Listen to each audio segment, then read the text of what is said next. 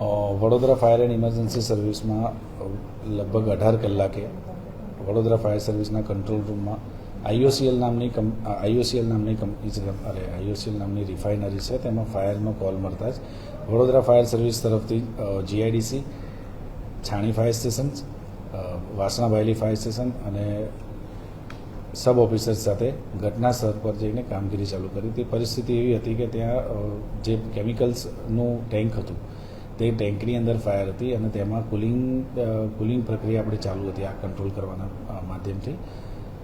Vadodara fire સર્વિસના લગભગ 8 થી 9 જવાનો અંદર કામગીરી કરતા હતા. તે સમયે એક 8 વાગ્યાની આસપાસ એક બ્લાસ્ટ થયો હતો. એમાં એક અમારા સબ ઓફિસર્સ હતા, એમને ઇન્જરી નોર્મલથી બી નોર્મલ કહી શકાય, કેમ કે માઇનોર એમને જે હિટિંગ આવે અને હિટિંગના કારણે જે થોડું ઇફેક્ટ થાય, નોર્મલી એવી ઇફેક્ટ હતી. એમને દવાખાને મોકલીને પરત એમને પોતે જ હાજર થયા હતા અને એમને જ કીધું હતું કે સર હું ફિટ છું અને એમને આગળની કાર્યવાહી હાથ ધરી હતી.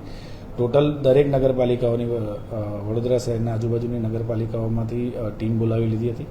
આપણી પાસે ટોટલ 14 ટીમો ત્યાં સ્ટેન્ડ બાય હતી, પ્લસ 3 જે વડોદરા ફાયર સર્વિસની ટીમ અને આરએફઓ સાથે, ડાયરેક્ટર સાહેબ સાથે ત્યાં સ્ટેન્ડ બાય હતા. કામગીરીમાં દરેક જગ્યાએથી જે ફોર્મનો મારો ચલાવીને આગ કંટ્રોલ કરવાની હતી.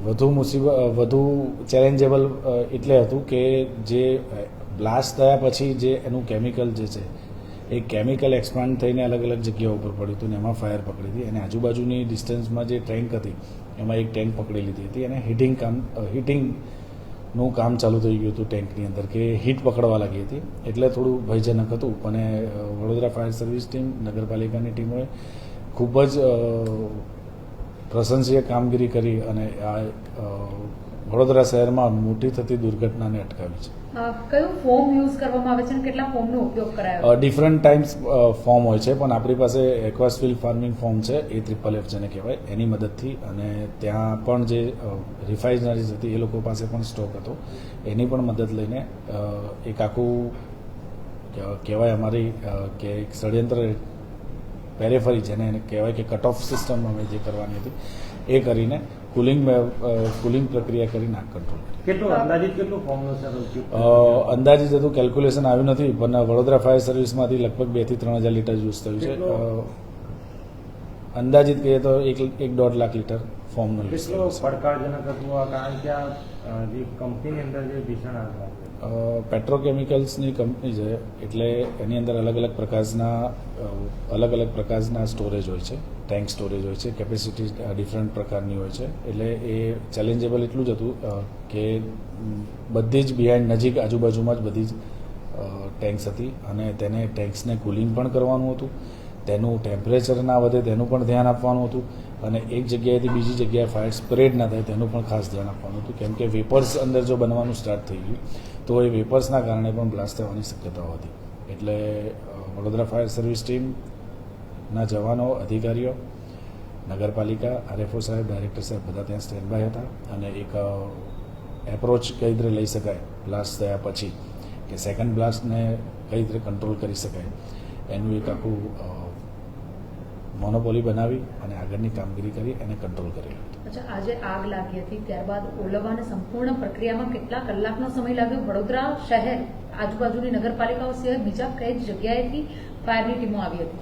આપણે વડોદરા જિલ્લા અને શહેર સિવાય સુરત મહાનગરપાલિકાની ટીમને આપણે અહીંયા બોલાવી હતી, ગાંધીનગર મ્યુનિસિપલ કોર્પોરેશન ફાયર સર્વિસની ટીમ અને અમદાવાદ મ્યુનિસિપલ કોર્પોરેશન ફાયર સર્વિસની ટીમને બોલાવી હતી. ટોટલ કેટલા ફાયર જવાનો આ આગને કાબૂમાં લેવા માટે જહેમત ઉઠાવી? લગભગ 70 થી 80 જવાનો ત્યાં સ્ટેન્ડ બાય હતા અને કાઉન્ટિંગ હજુ કેલ્ક્યુલેશન નથી કર્યું, પણ જે ક્રૂ પ્રમાણે ટીમ આવતી હોય તે પ્રમાણે 70 થી 80 જણા. જે વખતે બ્લાસ્ટનો અવાજ આવ્યો, જે સમયે બ્લાસ્ટ થયો, આપ પણ ત્યાં હાજર હતા, ચિંતાનો વિષય એ વખતે આપને કેટલો લાગ્યો? ચિંતાનો વિષય હતો કે પહેલું તો મને મારા જવાનો અંદર હતા, એટલે મારે પહેલાં એમને જોવાના હતા કે એ સેફલી બહાર છે કે નહીં. અમારા જે અધિકારી અનિરુદ્ધસિંહ ઝાલા સાહેબ છે, દર્શન કોઠારી સાહેબ છે, જયદીપ સાહેબ છે, એમને પણ પોતે ફાયર ફિલ્ડથી વર્ષોથી જોડાયેલા છે, એટલે એમને આ એક કંટ્રોલમાં કરવું એ જરૂરી હતું. એટલે તેઓ મોનિટર્સ પાસે કામગીરી કરતા હતા અને કામગીરી દરમિયાન આ બ્લાસ્ટ થયો હતો.